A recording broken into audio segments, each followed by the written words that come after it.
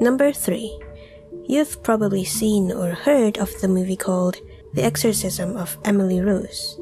That fictional movie was based loosely on the real-life experiences of Anneliese Michel. Anneliese was born in 1952 and was brought up in a pious Catholic family, and was practically forced into being pious as well. It was when she was 16 years old that she collapsed at school and fell into a trance-like state. This was her first seizure. She had a series of seizures and was diagnosed with psychosis, though her symptoms, depression and aversion to religious subjects, worsened even with psychiatric treatment. Half a decade, the doctors tried to help her, but nothing seemed to work. In 1973, she claimed to have heard knocking sounds in her bedroom that even her sister heard as well.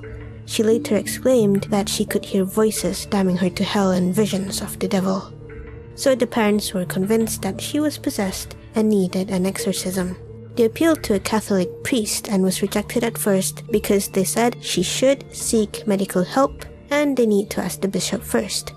But in 1975, 2 priests were given permission by the local bishop to carry out the exorcism.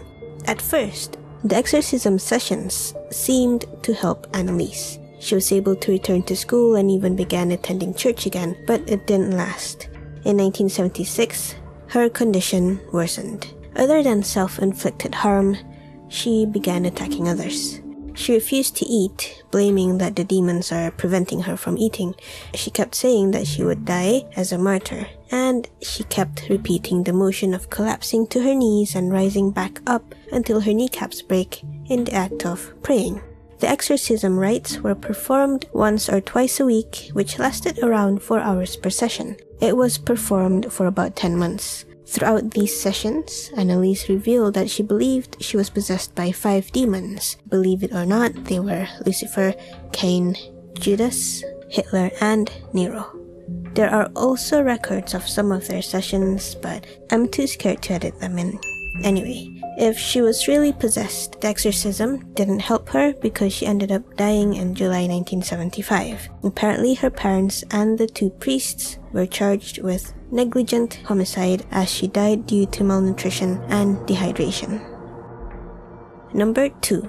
In July 2005, a mass hysteria happened at a local all-girls high school in Brunei and South Africa, which later infected other schools throughout the country. The first incident happened at the Raja Istri Girls High School. 14 female students became hysterical during the first incident. The affected students would suddenly be in a state of frenzy, screaming and rolling on the ground.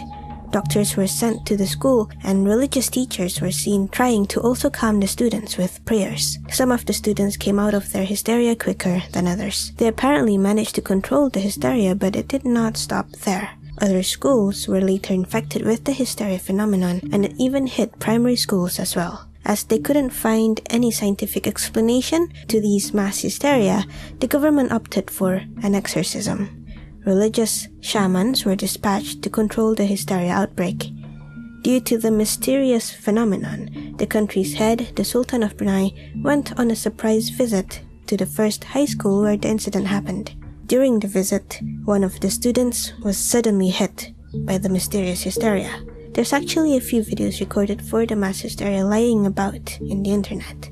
I'm too scared to edit over it because I'd have to watch it over and over again, so it's not in this video, but the links are in the description.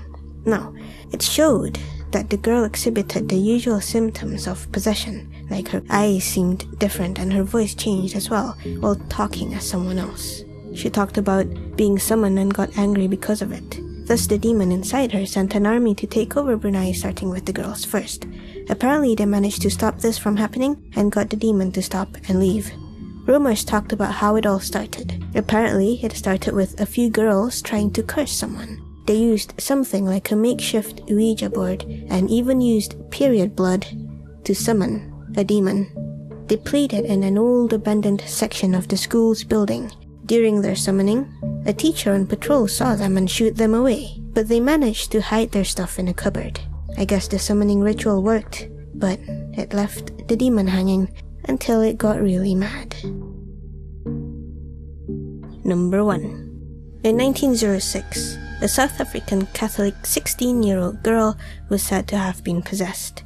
she was Clara Germanaselli, a schoolgirl who later confessed to her confessor that she actually made a pact with the devil. During her possession, she was said to have been able to speak in languages she had no previous knowledge of, such as German, Polish, French, and more. She also had clairvoyance powers, giving detailed, intimate secrets about people she had no prior contact from. Apparently, she couldn't stand being anywhere near blessed objects. As she became more savage and powerful, her strength became intense. She was able to hurl the nuns across the convent rooms.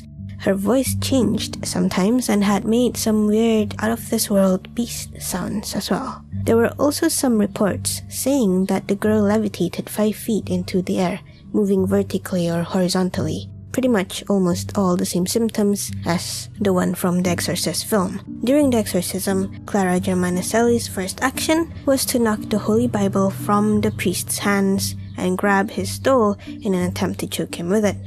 At the end of the exorcism, it was said that the demon was finally forced out and the girl was healed. But for all we know, the demon just went deeper and hid inside her.